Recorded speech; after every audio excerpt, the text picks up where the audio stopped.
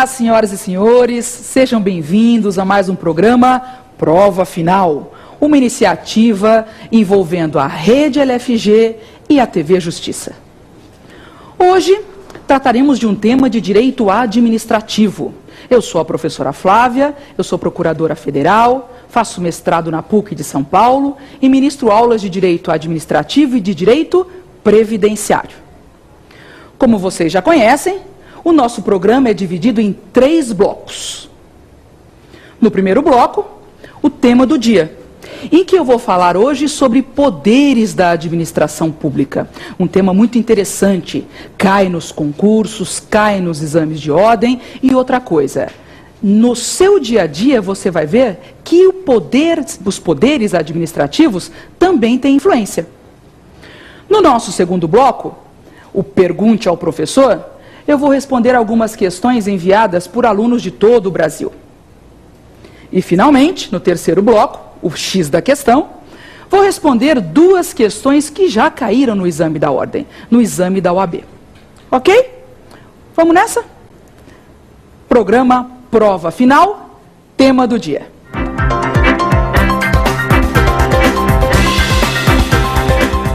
Começando o primeiro bloco, tema do dia. E o nosso tema, direito administrativo, poderes da administração pública. Flávia, o que seriam estes poderes da administração pública?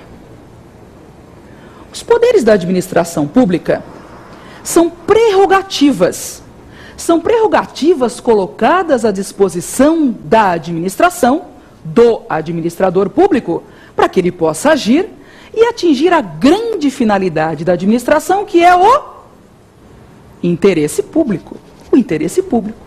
Então, os poderes da administração pública são ferramentas, são instrumentos colocados à disposição do administrador para que ele possa agir e atingir a finalidade, a grande finalidade da administração, que é o interesse público.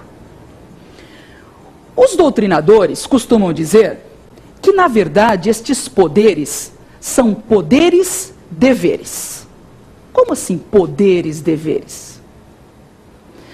É porque, na medida e ao mesmo tempo em que o administrador precisa utilizá-los, ele pode fazê-lo. Como assim, Flávia? Como poder-dever pode utilizar, deve utilizar? Como funciona isso? É que o administrador público, ao mesmo tempo em que ele pode usar essa prerrogativa, estes poderes, estas prerrogativas, ele deve fazê-lo. Ele não pode simplesmente optar ou não por utilizar estes poderes. Ele tem a obrigação de fazê-lo. Por exemplo, quando eu passo um farol vermelho, quem é que pode me multar? Qualquer pessoa pode me multar? Não, não é qualquer pessoa. Quem pode me multar é alguém da administração pública, é o guarda. Não é qualquer pessoa que pode me multar, ok? Mas ao mesmo tempo em que esse guarda, ele pode me multar, ele deve me multar. Ele não pode simplesmente um dia levantar e falar assim, olha, hoje eu resolvi, eu não vou multar carros da cor prata, por exemplo. Ele não pode fazer isso. Ele tem o poder e tem o dever de me multar.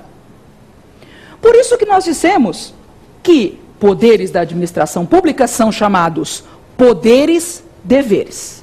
Mas atenção, são poderes instrumentais. Eu jamais posso confundir estes poderes da administração pública com os poderes estruturais do Estado. Quais são os poderes estruturais do Estado? Legislativo, executivo e judiciário. Então, fechando o primeiro conceito, poderes da administração pública são prerrogativas, mas são poderes-deveres. Por quê? Porque a administração pública, ao mesmo tempo em que tem o poder de utilizá-los, tem o dever de fazê-lo. Tem o dever de utilizar estes poderes. Flávia, quais são esses poderes da administração pública? Eu tenho 6 poderes. Poder vinculado, poder discricionário, poder hierárquico, poder disciplinar, poder regulamentar ou poder normativo e, finalmente, o poder de polícia. De novo. Poder vinculado, poder discricionário, poder hierárquico, poder disciplinar, poder normativo ou regulamentar e o mais conhecido, o que mais cai nos concursos, poder de polícia. Começando pelos poderes vinculado e discricionário. Por que, Flávia, você vai falar dos dois ao mesmo tempo, você vai tratar os dois em um mesmo momento? Poder vinculado e poder discricionário, eles estão relacionados com o mérito, com a oportunidade e a conveniência do seu exercício. Como assim, Flávia? Poder vinculado. Poder vinculado, o administrador vai utilizá-lo quando estiver diante de uma situação clara e objetiva, e de um único comportamento a ser tomado.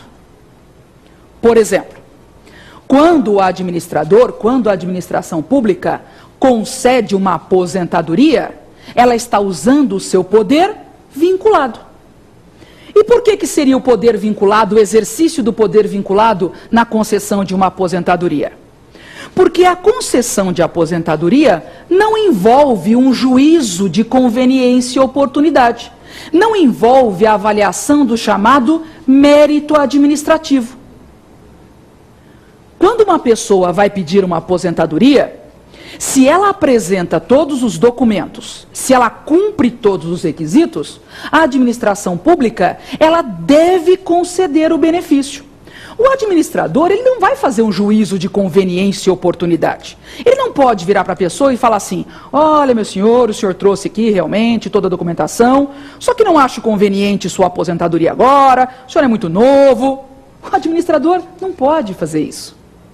Se a pessoa trouxe toda a documentação, ele só tem uma atitude a tomar: conceder a aposentadoria. Por outro lado, se a pessoa não traz a documentação correta, ele nega a aposentadoria. Por isso que eu disse que no exercício do poder vinculado, não há a oportunidade e a conveniência a serem avaliados, diferentemente do poder discricionário. No poder discricionário, o agente, o administrador, ele faz um juízo de conveniência e oportunidade. Ele pensa para praticar determinado ato. Ato qual? Qual tipo de ato? Poder discricionário, ato discricionário. Então, no poder discricionário, o agente, o administrador, ele faz um juízo de conveniência e oportunidade, diferentemente do poder vinculado, em que não há esse exercício. Flávia, dá um exemplo do exercício do poder discricionário. Dá um exemplo. Autorização para porte de arma. Autorização para porte de arma, um dos atos que mais cai nos concursos, mais cai no exame de ordem, tá? Então, a autorização para porte de arma é um ato discricionário, fruto do exercício do poder discricionário. Portanto, poder vinculado, poder discricionário. Poder vinculado não permite um juízo de conveniência e oportunidade. A lei já disse quando e como agir. Já existe uma situação clara e objetiva. E um exemplo, concessão de aposentadoria. Um outro exemplo que costuma cair nos concursos é a licença para construir. Também é um ato vinculado, portanto, fruto do poder vinculado. Poder discricionário permite ao agente avaliar, pensar, fazer um juízo de conveniência e oportunidade. Lógico que é um juízo de conveniência e oportunidade dentro de limites legais, porque não existe uma discricionariedade ilimitada. Poder discricionário permite o exercício, permite o administrador pensar na conveniência e na oportunidade. Mas não é uma discricionariedade ilimitada. Existem limites legais. Exemplo de exercício de poder discricionário: autorização para porte de arma. Muito bom. Então, os dois primeiros poderes, poder vinculado, poder discricionário. E o poder hierárquico, Flávia? Quando que a administração, quando o administrador vai utilizar o poder hierárquico? O poder hierárquico, ele é utilizado para que a administração pública possa se organizar, para que ela possa se estruturar, para que ela possa estabelecer relações de coordenação e subordinação. De novo, poder hierárquico será utilizado pelo administrador público, será utilizado pela administração para que ela possa se estruturar, para que ela possa se organizar, estabelecer relações de coordenação e subordinação. Hierarquia, quem manda em quem? Poder hierárquico tem a ver com hierarquia, quem manda em quem. E do exercício desse poder hierárquico, eu consigo extrair algumas consequências. Quais consequências? Por exemplo, dar ordens. Dar ordens é uma consequência do exercício do poder hierárquico. O chefe dá ordens para o seu subordinado. Hierarquia, dar ordens. Fiscalizar, fiscalizar também. O superior fiscaliza os atos do seu subordinado. Portanto, fiscalizar também é consequência do exercício do poder hierárquico. Delegar também. Delegar. A delegação que ocorre quando eu passo atribuições para os meus subordinados, não é? A delegação que envolve passar atribuições para o meu subordinado, a delegação também é fruto do exercício do poder hierárquico. Agora, muita atenção. Existem algumas situações que não admitem a delegação. São exceções. Exceções é tudo que o nosso examinador gosta. Exceções à delegação. Quais são? Elas estão previstas no artigo 13 da Lei 9784 de 99. Lei 9784 de 99. Desculpa, vou repetir. Lei 9784 de 99, artigo 13, traz 3 situações em que não é possível a delegação. E quais seriam estas 3 situações? Primeira, não é possível delegar a edição de atos normativos. Não é possível, artigo 13, Lei 9784 de 99, a delegação da edição de atos normativos. Também não é possível a delegação da decisão de recursos administrativos. Não é possível a delegação da decisão de recursos administrativos. E nesse caso, me parece até que tem uma grande lógica, porque vejam o seguinte, ó, o particular, ele pede algo para o administrador que nega, seja o que for, o administrador público nega. Este particular recorre, faz um recurso administrativo. Já imaginaram o que aconteceria? Este recurso vai para o superior daquele que negou. E o superior delega a decisão para aquele que negou. Lógico que aquele que negou vai negar novamente. Então, a proibição da delegação de decisão de recursos administrativos me parece bem óbvia, não é? Eu não posso delegar para aquele que já tomou uma decisão, porque não haveria razão da interposição de um recurso. Mas tem mais uma situação em que é impossível, em que a lei proíbe a delegação. São as matérias de competência exclusiva. Então, vejam. Artigo 13, 9784 de 99, traz 3 situações em que é proibida a delegação. Edição de atos normativos, decisão de recursos administrativos e matérias de competência exclusiva. Estamos falando sobre o poder hierárquico, não é? E as consequências desse poder hierárquico. E vimos que dar ordens é uma consequência, fiscalizar, delegar. E uma outra também consequência é a avocação, é o avocar. Flávia, o que é a avocação? O que é o avocar? A avocação é um movimento contrário à delegação. O superior delega atribuições para o seu subordinado, mas o superior também pode avocar, ou seja, pegar atribuições do seu subordinado para si. Portanto, a avocação é um movimento contrário da delegação. Eu delego, ou então eu avoco. São consequências do exercício do poder hierárquico. Outro poder é o poder disciplinar.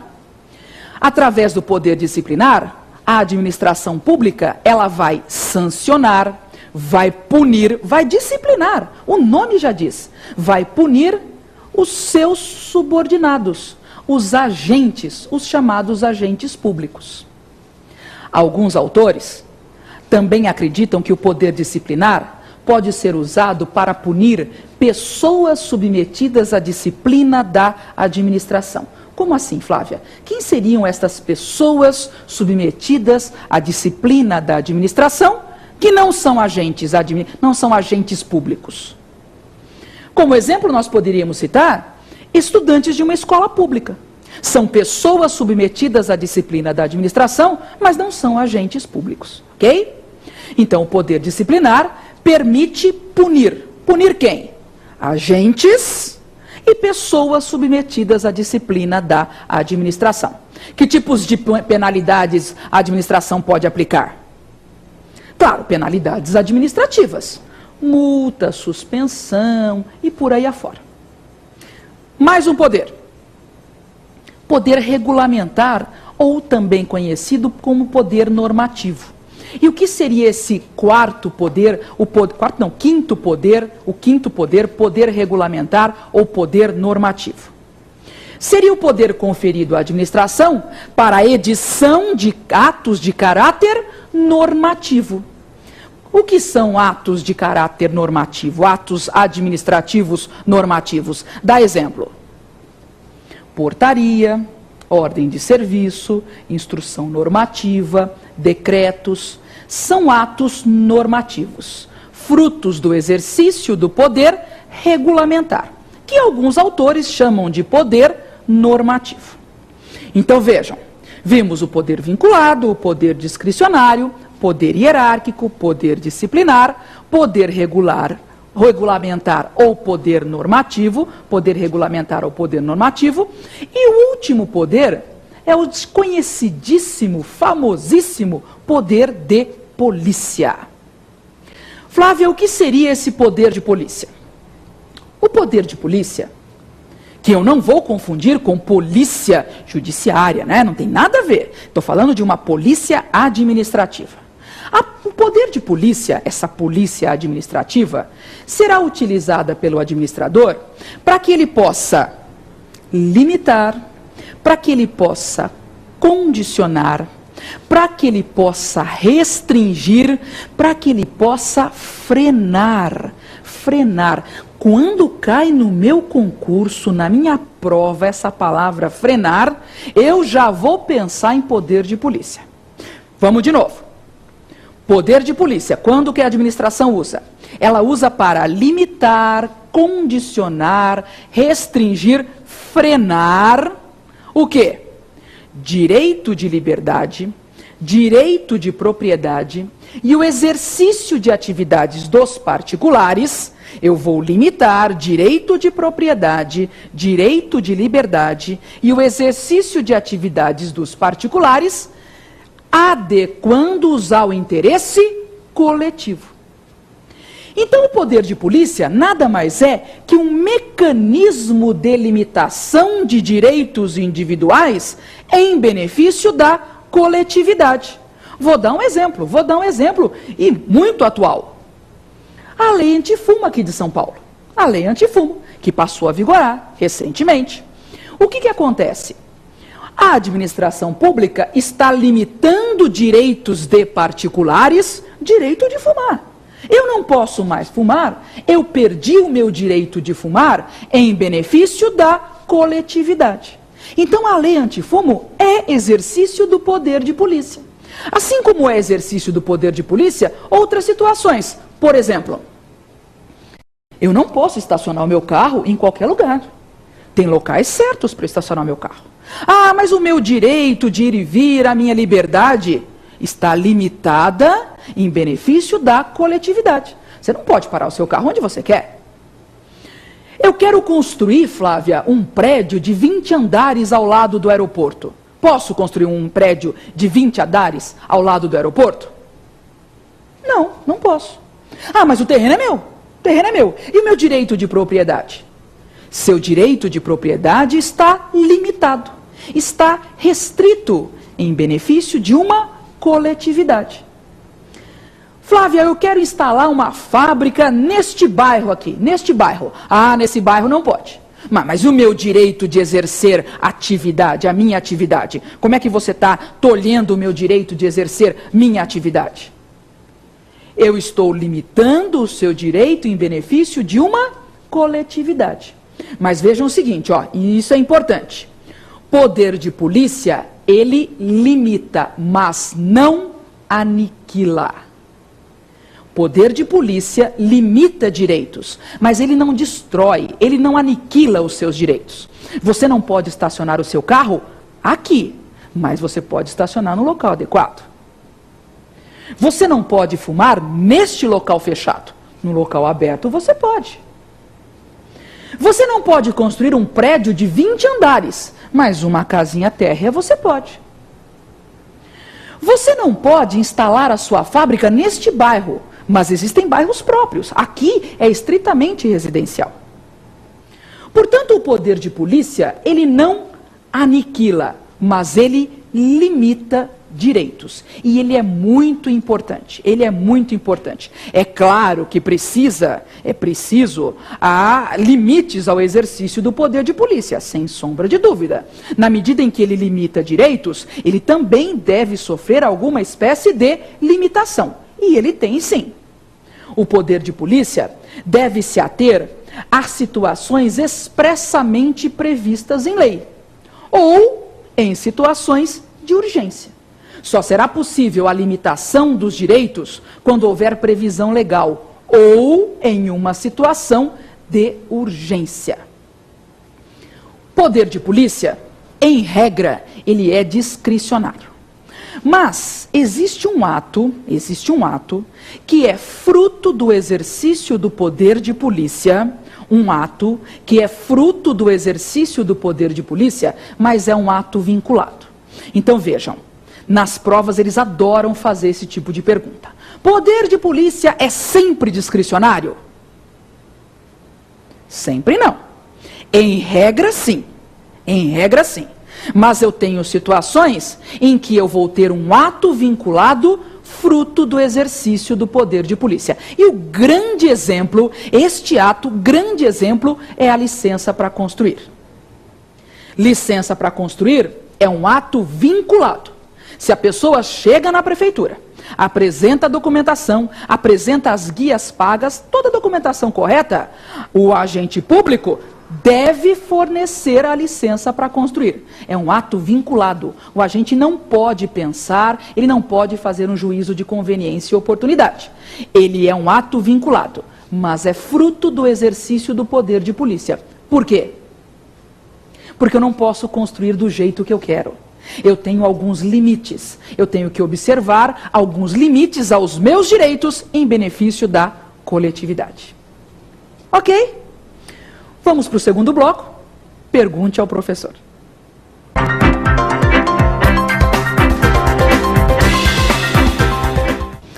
Vamos para o nosso segundo bloco, Pergunte ao professor. Mas você em casa também pode mandar as suas perguntas, ok? É só enviar um e-mail para provafinal@lfg.com.br. provafinal@lfg.com.br. Você também terá suas perguntas respondidas, ok? Vamos para a primeira pergunta. Professora, tanto o poder de polícia quanto o poder disciplinar envolve as aplicações de punições. Qual seria a diferença entre os dois poderes nesse sentido? Bom, poder de polícia, é verdade, ele envolve a aplicação de punições. Interdição de estabelecimento, não é? Embargos de obra, é verdade. O poder disciplinar também envolve punições. Multa, suspensão. Qual seria a diferença nessa situação, que envolve as punições, né? O envolvimento de punições? Qual seria a diferença entre o poder de polícia e o poder disciplinar? Fácil. Poder de polícia, ele pune pessoas externas à administração. O poder de polícia pune pessoas externas à administração. Pune Basicamente, os particulares. É a minha obra que é embargada, o meu restaurante é interditado, eu perco a minha licença.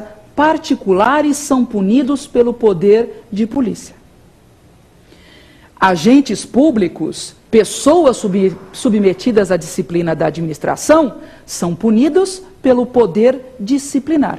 Então, a diferença que envolve punições, poder de polícia, poder disciplinar, é o alvo, as pessoas que são submetidas a esse tipo de punição. Por quê?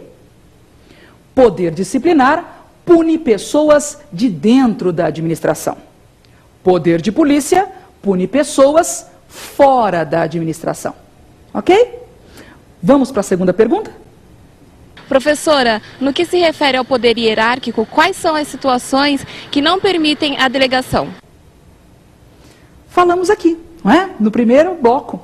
No bloco, tema do dia. Quais as situações do poder hierárquico que não permitem a delegação?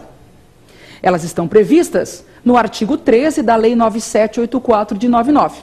Vamos repetir? Já que é importante, vamos repetir. Quais são as situações, artigo 13, Lei 9784 de 99, que não permitem delegação no poder hierárquico? Primeira, edição de atos de caráter normativo. Edição de atos normativos. Segunda, decisão de recursos administrativos. Decisão de recursos administrativos. E a terceira situação, matérias de competência exclusiva. Repetindo então, 3 situações que não admitem delegação que é uma consequência do poder hierárquico. Artigo 13, 9784 de 99, uma lei que é muito exigida, especialmente nas provas elaboradas pelo CESP. Provas elaboradas pelo CESP exigem, o CESP gosta muito de perguntar sobre essa lei 9784 de 99. Artigo 3º, 3 situações, edição de atos de caráter normativo, decisão de recursos administrativos, matérias de competência exclusiva. Terceira pergunta. Existe o exercício do poder hierárquico dentro do judiciário e do legislativo? Muito bom. Nós vimos poder hierárquico, poder que estabelece uma organização, relações de coordenação e subordinação e hierarquia. E o nosso aluno está perguntando, Flávia, existe essa hierarquia dentro do judiciário? Existe hierarquia dentro do legislativo? Bom, para que eu possa responder essa pergunta, primeiro nós precisamos lembrar do assunto funções típicas e atípicas. Flávia, o que é isso, funções típicas e atípicas? O que é isso? Bom, cada um dos poderes estruturais, lembram? Poderes estruturais. Poder estrutural, legislativo, executivo, judiciário. Muito bem. Cada um desses poderes tem a sua função típica, sua função principal, a função para o qual ele foi criado. Por exemplo, o poder executivo tem sua função típica como a função administrativa. O poder judiciário tem a sua função típica jurisdicional. E o poder legislativo tem como função típica a função legislativa. De novo, poder executivo, função típica, principal, função para o qual ele foi criado. Poder executivo, função administrativa. Poder legislativo, qual a sua função típica, principal? Para que ele foi criado? Função legislativa. Ele foi criado para legislar. E o poder judiciário, qual que é a sua função típica, principal? Poder judiciário, função típica, função principal é a função jurisdicional. O judiciário nasceu, acima de tudo, para julgar. No entanto, cada um destes poderes também exerce funções atípicas, funções secundárias, funções que não são a função principal, a função para o qual cada um desses poderes foi criado, mas ele exerce funções atípicas. Por exemplo, poder judiciário. Quando um servidor, ele vai até o juiz e pergunta para o juiz: juiz, eu posso tirar férias no mês que vem, não é? Eu gostaria de tirar férias no próximo mês. E o juiz diz assim: não vai tirar férias não, porque no próximo mês nós vamos ter correição aqui na vara, eu preciso de todos os servidores, então eu não deixo você sair de férias no próximo mês. Quando o juiz fez isso, ele estava exercendo não sua função típica, sua função jurisdicional, sua função de julgar. Ele estava administrando a vara. Ele estava exercendo uma função que, para ele, judiciário, é uma função atípica, uma função administrativa. Função administrativa, ela é típica do executivo. Mas eu acabei de dar um exemplo de uma situação em que o Poder Judiciário está exercendo a função administrativa, que para o Poder Judiciário é uma função atípica. De novo, o Judiciário, no exemplo que eu dei das férias, não está julgando, ele está administrando a vara. Ele está administrando, ele está exercendo uma função que, para ele, Judiciário, é uma função atípica, uma função administrativa. A mesma coisa pode acontecer com relação a outros poderes. Por exemplo, o Poder Executivo, nós vimos, tem a função típica administrativa, perfeito. Mas, às vezes, o Poder Executivo, ele exerce uma função atípica. Ele legisla, por exemplo. Qual o grande exemplo do Poder Executivo exercendo função atípica? Para ele, atípica. Função atípica legislativa? Medida provisória. Medida provisória, a expedição de medida provisória é feita pelo Poder Executivo, não é uma função administrativa, é uma função legislativa. Função legislativa para o Poder Executivo é uma função atípica. Ela é típica para o Poder Legislativo. Outro exemplo. Poder Legislativo, às vezes, ele não costuma, mas ele faz isso. O Poder Legislativo, porque não é a praia dele, não é a sua função típica, não é a sua função principal. Mas o Poder Legislativo, às vezes, ele vai fazer uma licitação. Ele precisa comprar algum material de escritório, algum material de limpeza, ele precisa fazer uma licitação. Neste momento, ele está fazendo o quê? Administrando. Não é a sua função típica. É uma função que, para ele, legislativo, é atípica, a função administrativa. Moral da história: os três poderes têm a sua função principal, sua função típica. Poder Executivo, função administrativa; Poder Legislativo, função legislativa; Poder Judiciário, função jurisdicional. Mas cada um destes poderes também exerce funções atípicas, funções secundárias. Voltando à pergunta do nosso aluno, do nosso telespectador. Existe hierarquia dentro do judiciário, dentro do legislativo? E a resposta correta é: eu posso falar em hierarquia quando eu estiver falando da função administrativa. Poder judiciário, poder legislativo, em regra, não cabe hierarquia. Não cabe hierarquia quando eu estou falando das suas funções típicas. Ou seja, o tribunal não manda no juiz. Não manda no juiz com relação à sua função típica. O juiz, quando vai prolatar uma sentença, ele não liga para o desembargador e pergunta: ô desembargador, como é que você quer que eu faça isso? Imagina. O juiz, ele não está subordinado ao tribunal no exercício da sua função típica, no seu julgamento, na sua primeira instância. Agora, existe sim uma subordinação quando este juiz, quando o judiciário está tratando de uma função administrativa. Quando o juiz quer tirar férias, por exemplo, o tribunal, neste momento, tem influência. A mesma coisa vale para o legislativo. No exercício da função típica, eu não posso falar em hierarquia, mas posso sim falar em hierarquia quando estou tratando de função administrativa, que para estes dois poderes é uma função atípica. Repetindo para fixar, Não existe hierarquia quando eu falo em função típica, poder jurisdicional, poder judiciário, desculpa, poder legislativo. Mas quando eu falo de uma função administrativa, que para estes dois poderes é uma função atípica, aí sim eu posso falar em hierarquia. Uma exceção. Tem uma exceção.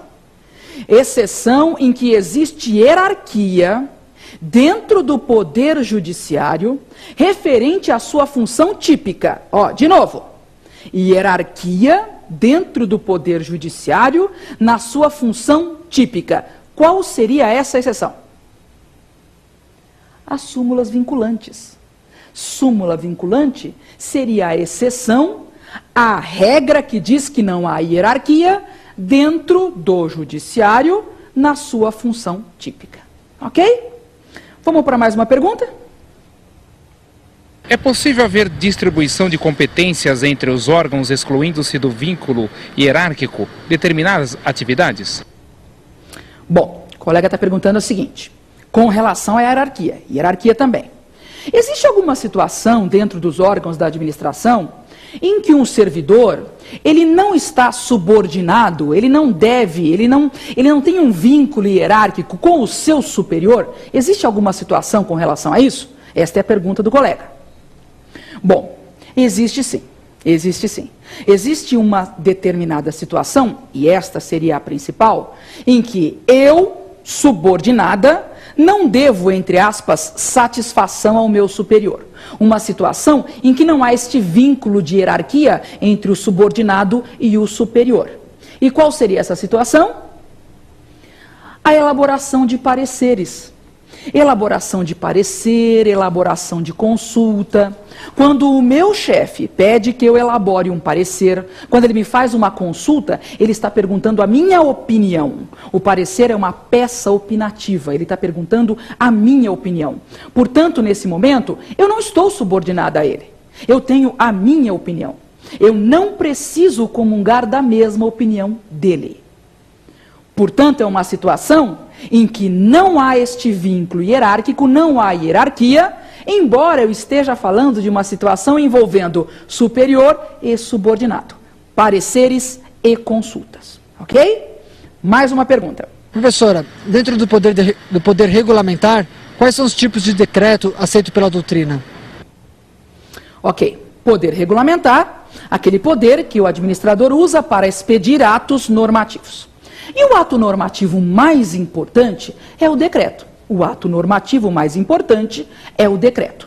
Quem é que expede decreto? Quem tem competência para expedir decretos? O chefe do Poder Executivo. Então, decreto é expedido pelo chefe do Poder Executivo. E o colega está perguntando assim, quais os tipos de decretos que existem? Quais os tipos de decretos que existem? De acordo com a doutrina, não estou dizendo a posição majoritária ainda, depois eu falo. Mas de acordo com uma doutrina, eu teria dois tipos de decreto. Quais? O decreto de execução e o decreto autônomo. Decreto de execução e decreto autônomo. Qual seria o decreto de execução? O decreto de execução, um ato normativo secundário, ele é conhecido como um ato secundário, o decreto de execução. Ele está previsto na Constituição, no artigo 84, inciso 4 da Constituição. E este decreto de execução, ele existe, ele nasce para detalhar a lei. Como eu tenho uma lei, e esta lei, para que ela possa ser cumprida pelas pessoas, eu preciso de detalhes. Eu preciso de detalhes para que as pessoas possam obedecer à lei. Por exemplo, uma lei diz, tem que pagar determinado valor, não sei, tem que pagar uma taxa, sei lá, tem que pagar alguma coisa. Vem o decreto e vai me dizer onde pagar, com que guia. Ou seja, o decreto detalha a lei. Por isso que ele é chamado de decreto de execução. Para que as pessoas possam executar a lei. Na medida que é um decreto que detalha a lei, que é um decreto de execução, é um decreto que está abaixo da lei, não é? Numa hierarquia normativa, eu tenho Constituição, leis, decretos. Este é o decreto de execução. Ele deve obediência, ele está subordinado, ele detalha uma lei. Decreto de execução. Mas alguns autores falam também da existência do decreto autônomo. O decreto autônomo seria um ato não secundário, mas um ato primário. Decreto de execução, ato secundário. Decreto autônomo seria um ato normativo primário. Por quê, Flávia? O decreto autônomo, ato primário, ele não existe para detalhar a lei, diferentemente do decreto de execução. O decreto autônomo, ele existe no lugar de uma lei. Ele vem como se fosse uma lei, mas não é uma lei. Por que não é uma lei?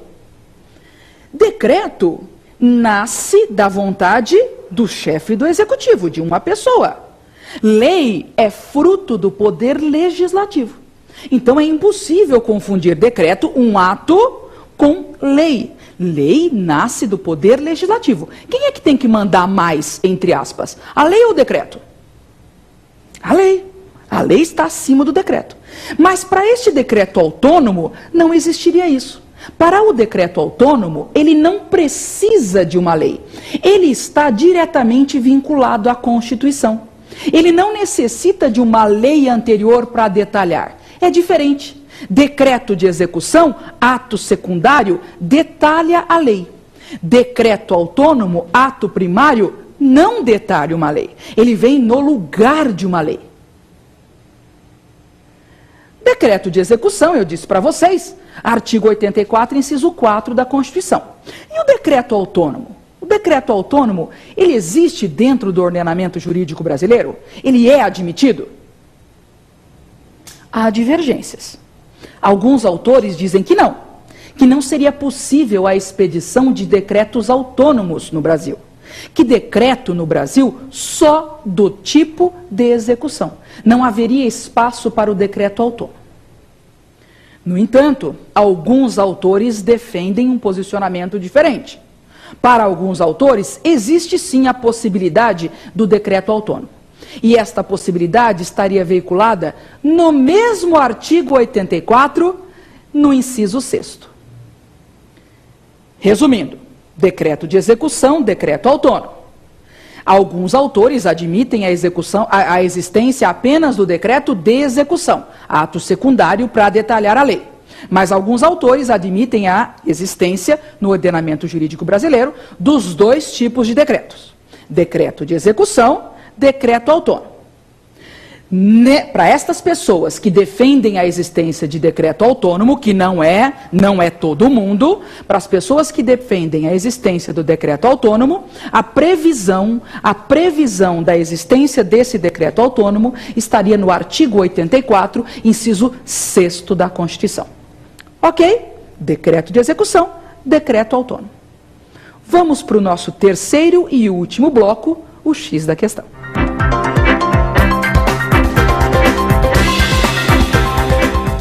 Vamos então ao nosso terceiro bloco, 2 questões, exame de ordem.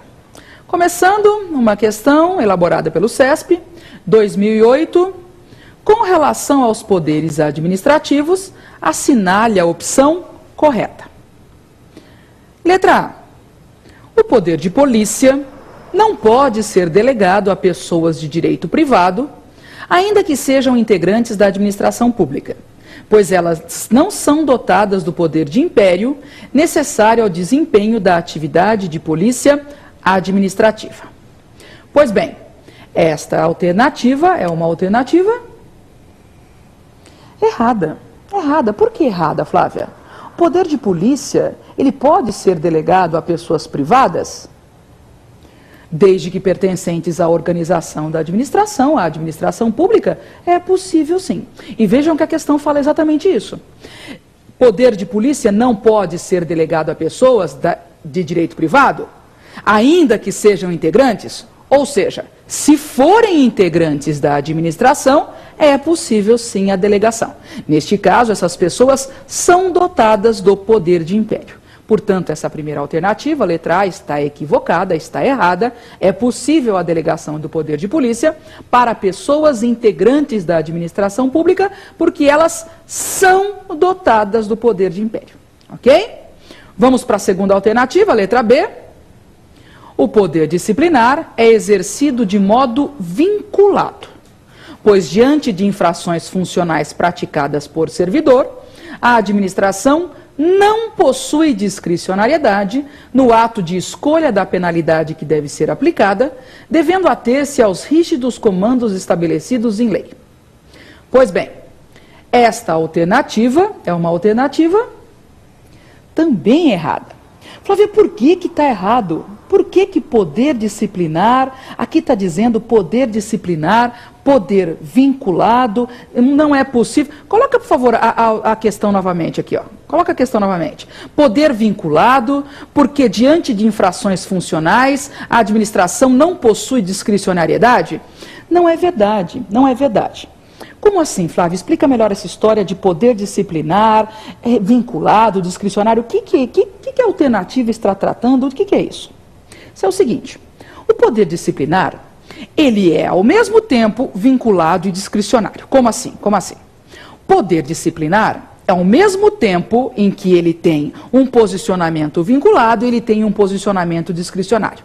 Vamos explicar.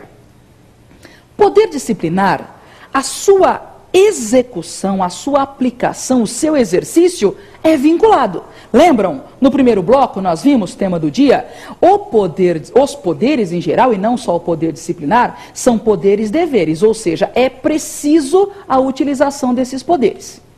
Portanto, o administrador público, tomando conhecimento de uma falta de seu subordinado, ele tem que usar o poder disciplinar. Ele precisa punir o seu subordinado. E nesse sentido, eu tenho uma situação vinculada. O superior, descobrindo que o seu subordinado cometeu alguma falta, ele precisa usar o poder disciplinar. E, portanto, neste sentido, é o poder disciplinar vinculado. Por outro lado, o superior, ele tem discricionariedade na escolha da pena. Ele pode escolher.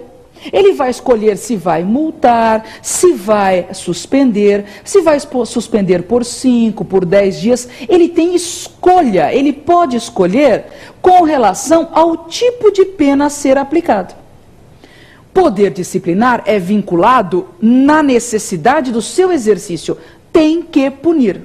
Mas é discricionário dentro de limites legais, claro. Falou em discricionariedade, tem limites legais. Existe uma discricionariedade na escolha da pena. Eu escolho dentro da lei, né, dentro do que a lei me dispõe, eu escolho a pena que vou aplicar.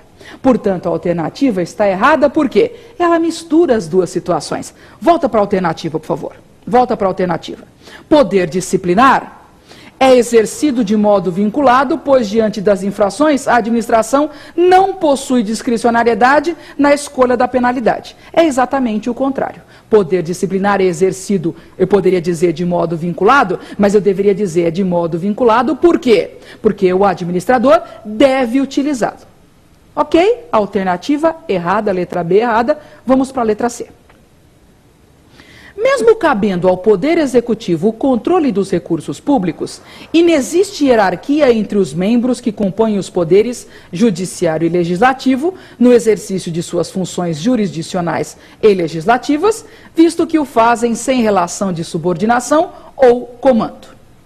Bom, essa alternativa é uma alternativa que está muito linkada, tem muito a ver com o nosso bloco anterior, em que um aluno perguntou poder hierárquico dentro do poder legislativo, dentro do poder judiciário. Essa alternativa é uma alternativa correta. Por quê? Porque poder legislativo, poder judiciário, em regra, não admite hierarquia. Não admite hierarquia. E é basicamente isso que está tratando a alternativa.